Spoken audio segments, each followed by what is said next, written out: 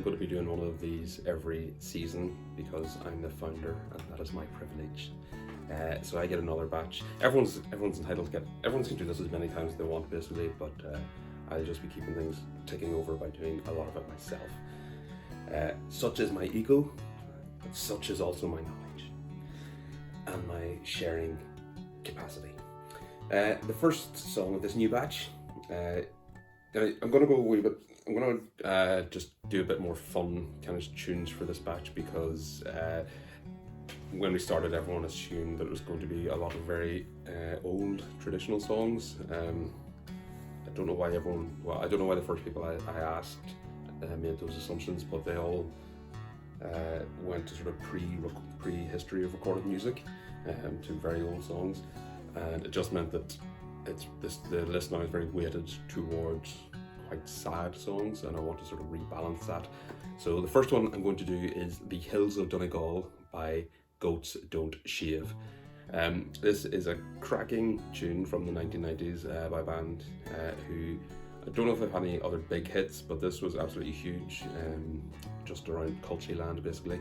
The song was about people in Donegal just getting fed up with Northerners and Southerners and just everyone piling into their county anytime there's a good day and then pissing away off and just leaving a mess behind them. And if they could, they'd build a wall around Donegal, the north and south, to keep them out. By God, they'd build it tall.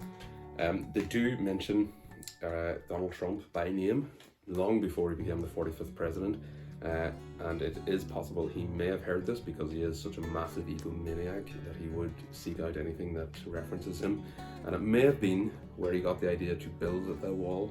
I'm not going to project too much blame on Goats Don't Shave, but it was a big song, as I said, in the 1990s. My sister Sorka, who you'll know, was quite big in it. She was a few years older than me, and I do remember her coming back from discos, etc., and that would be the song that people would be piping out. I don't hear it as often as I would have thought when I was in the sort of expat bars in London and places. It didn't seem to travel quite as well as the likes of the Saw Doctor and such, but it is still it's got a great intro riff, that sort of fiddle intro, and it's got it's a great melody, great chorus, just very, very clever and witty lyrics, and I just remember it just being a song that was sort of in the atmosphere when I was a child, and I never really stopped liking it. I can't actually remember hearing it when it wasn't me that prompted putting it on, so maybe it's not as famous as perhaps maybe I think it might be, or maybe it's not as well remembered, but maybe this list will help that, help change that, because as I said, it is just such a wonderfully witty song, and it is just good out crack when it comes on and people know the words of it. It's just great to hear, especially in a sort of expat bar. If you do go to expat bars to meet other Irish people, which other people obviously do, this is a great song to get the party started, or at least keep it going.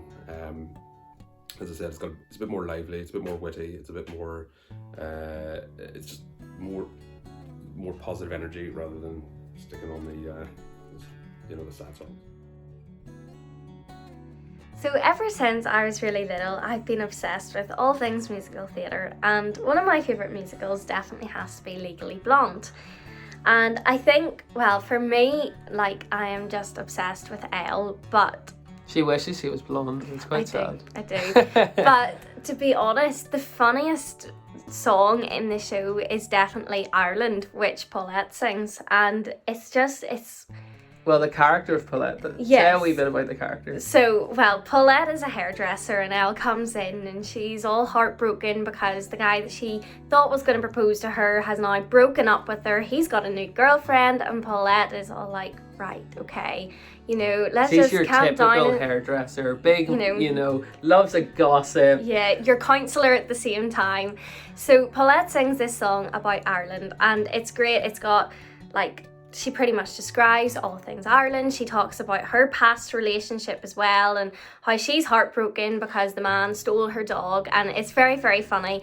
And then there's also some Irish dancing in it. Now, it might not be the best Irish dancing you've ever seen, but it's great. It's such a good song. It is, and I think the thing with that show in particular is the actual song, Ireland, it's her talking about dreaming of going to Ireland, and it really kind of makes it out like this almost fantasy place that everybody longs to go to. It's like Disney World for adults, if you know what I mean. But no, it really features lovely in that show, and the Irish dancing definitely gives it a lift, doesn't And it? you've got all your Irish traditional instruments in that song as well, and it's really good, and I think a lot of people can really relate to it as well. Definitely, and I think kind of on the musical theatre kind of topic, I suppose, we also went to see a show before COVID kind of took place called Come From Away, which is set in, well, the musical itself is about kind of the impact of 9/11 and all these planes had to be diverted to Newfoundland, and how the people kind of cope there. And Newfoundland definitely takes a lot of inspiration from Ireland. I'm not quite sure of the backstory, but I think a lot of people from Ireland went there, or vice versa. And in that particular musical, their setup is, I think, boron, guitars, keys, and You've got fiddles, fiddle, and you have all of these kind of instruments going on. And actually, the music in that musical, you know, it starts with the kind of boron on its own, generating the beat, is very Irishy. Yeah. And they have this like initiation thing for some of the people on the planes to become Newfoundlanders. And the actual song that they sing and they dance to is almost like a jig. You know, it's like something you'd hear in an Irish bar. So if you do like Irish music and you want to see it kind of in a musical, I would definitely recommend it. Definitely. They even have an amazing scene, actually. It's almost like a party scene, and the band actually come out onto the stage and join in with all the actors, which is really nice. They're in a big circle and the whole audience is clapping along as well. It's different from just being in the band, which is normally sitting down in the pit, and then the musicians don't even get the appreciation that they deserve. And even then at the end again, once the performers leave the stage after the final bows, then the band come back out, and I remember actually sitting front row on Broadway, seeing this amazing show, and the flute player was down on his knees, like literally playing into our faces, and it was so good. You feel so involved with it. No, it's a great show and very Irish. The third song I've chosen on my list is the song Revelate by The Frames.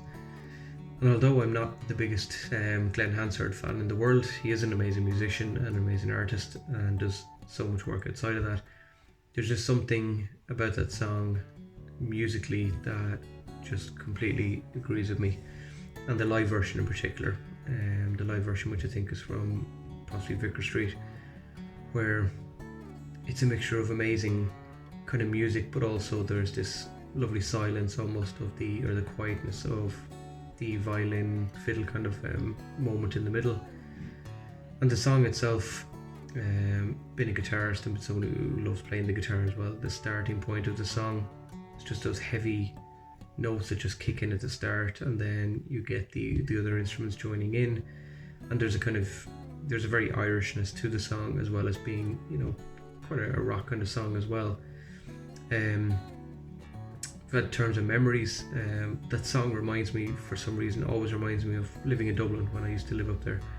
There's something very Dublin-y about it, whether it's just Glenn Hansard out, you know, with his annual busking on Grafton Street, or I don't know what it is exactly about it, but there's something about that song Revelate that is just absolutely amazing. And I've been fortunate enough, I suppose, on my own podcast to accidentally kind of link up with G. Abler, you know, who was linked to the bassist from the band as well, and that kind of sticks with me. It sort of brings me back to the podcast as well.